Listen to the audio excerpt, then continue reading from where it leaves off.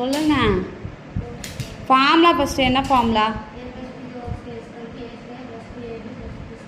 Okay, very good.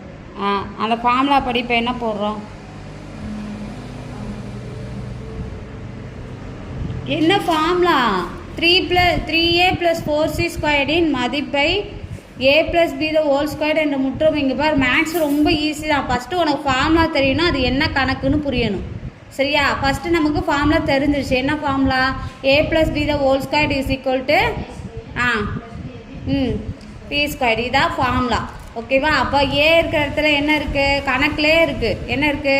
3a இருக்குது. நீ கண்டுபிடிக்கலாம் வேணாம். அங்கே கணக்குலேயே மேலே ஏ இருக்கிற இடத்துல என்ன இருக்குது? 3a இருக்குது. பி இருக்கிற இடத்துல 4c இருக்குது. இப்போ ஃபார்முலா என்னது? ஏ இருக்கிற இடத்துல என்ன போட போகிறோம்? a² வேல்யூ போட போகிறோம். a² வேல்யூ என்ன? 3a². சரியா? 3a². இப்போ 3a² + 2 × a என்னது? 3a. ஏவோட வேல்யூ என்னதுமா? 3a ப்ளஸ்ஸா இன்ட்டா? A into. ஓகேவா? ஏ பக்கத்தில் எந்த சிம்பிள் இல்லாமல், அடையாளம் இல்லாமல் இருந்துச்சுன்னா அது என்னது? பெருக்கணும்னு அர்த்தம். சரியா? அப்போ 3a × 4c + 4c² என்னது? அப்போ தனியாக அந்த ஸ்கொயரை வந்து நம்ம என்ன செய்கிறோம்? தனித்தனியாக ஸ்ப்ரெட் பண்ணி எழுதுகிறோம். ஏன்னா நமக்கு வந்து அப்போது அந்த ஏக்கு மேலே தான் ஸ்கொயர் இருக்கதான் நம்ம மீனிங் பண்ணிக்கிறோம். ஸோ அதனால் நம்ம என்ன பண்ணுறோன்னா, அந்த 3a² இருக்குல்ல, எங்கே இருக்குது?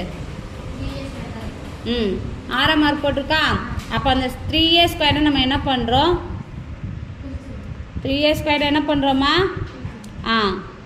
பிரிச்சுருதோம். சரியா? எப்படி பிரிச்சுருதோன்னா 3² × a². 3² × a² + 2 × 3a × 4c + 4² c². அந்த ஸ்கொயரை நம்ம என்ன செஞ்சிடும்? தனித்தனியாக பிரிச்சுருதோம். இப்போ 3² என்னது? 2² வர்க்கம் தெரியுமா? 2² என்னது? 4. 2² 2 தடவை பெருக்கணும். 2 × 2 3² இருந்துச்சுன்னா என்னது? 3 2 தடவை பெருக்கணும். இது என்னன்னா வர்க்கமூலம். நம்ம வர்க்கமூலம் படிச்சிருக்கோம்ல, அதான். அப்போ அந்த வேல்யூ வந்து உனக்கு தெரியணும்.